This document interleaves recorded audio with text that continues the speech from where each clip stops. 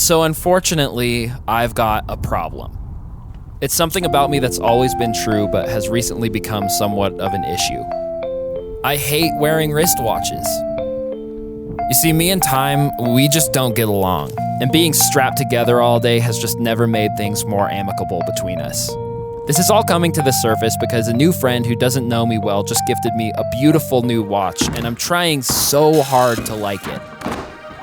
I'll admit it's been useful for making consistent pour-over coffee, but that doesn't make up for the fact that every time I look at it, I'm reminded that life is a cycle of repetitive tasks that need to be checked off every day. A vortex of monotony and repetition.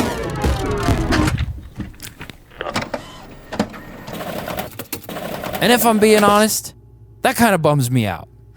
Not to mention, at this point in time, I just don't have a lot of spare room on my wrists. On the left, I wear the coolest bracelet on earth that my little sister made me. And on the right, I wear one that my mom bought me 3 years ago that hasn't left my arm since then. When I wear the watch, it rattles against my mom bracelet, and the sound follows me around all day. This was annoying at first, but over time, it kind of just made me think about my mom more. And more than once now, it's inspired me to just give her a call.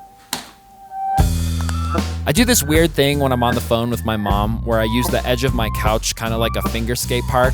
And sometimes when I do this, I'll come up with a trick I can actually try in real life. Usually they're pretty basic, but the other day I thought up one that I really wanted to land. For some reason, I got dead set on the idea, so I went to the skate park.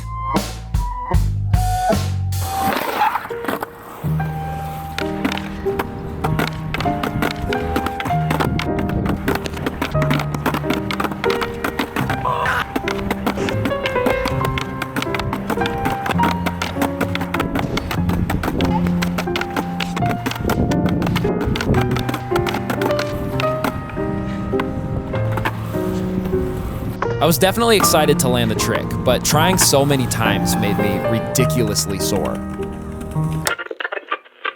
And that was bad, because I'd planned the next 3 days around riding bikes essentially nonstop. And to back down now would mean letting down a lot of people.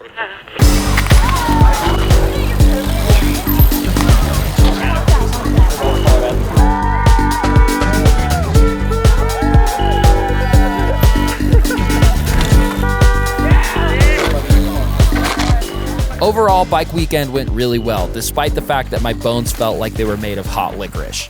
We ended up covering more ground than we even planned on in the first place. The only difference was that because of my impaired physical state, we had to take a lot more breaks than normal. But it was thanks to one of these breaks that I saw something remarkable. Something that reminded me of an incredible detail of my childhood.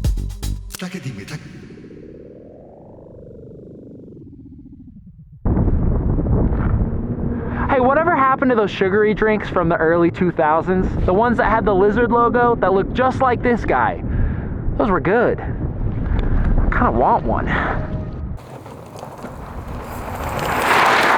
It was at this point I stopped biking and decided to embark on a nostalgia-fueled voyage. A mission to go to the store and try and track down one of my favorite drinks from high school. Unfortunately, I didn't have any luck finding it, but while wandering around, I did come across something else that I'd always wanted to try. I've actually bleached my hair before, but every time I've done it, I've kind of just cut it off right away. It's always felt like a betrayal of the version of myself that I and the people around me am familiar with. I find it kind of funny that my decision to try again was set into motion because of an object. Specifically an object that up until this point has only reminded me of repetition and consistency. It makes me wonder if there's hope for my relationship with time after all. If every cycle of the clock hands is representative of a new opportunity to make the perfect cup of coffee, call my mom, get sore legs from playing outside, think about lizards, or reinvent my look,